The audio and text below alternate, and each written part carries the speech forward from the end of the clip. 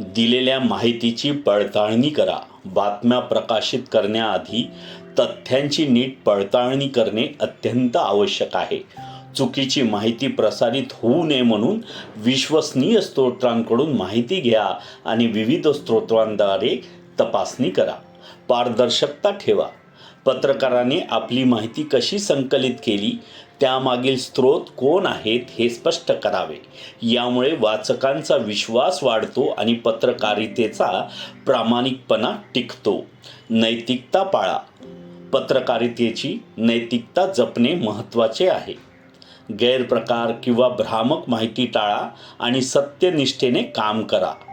Deep फेकसारख्या तंत्रज्ञानाचा जबाबदारीने वापर करणे गरजेचे आहे.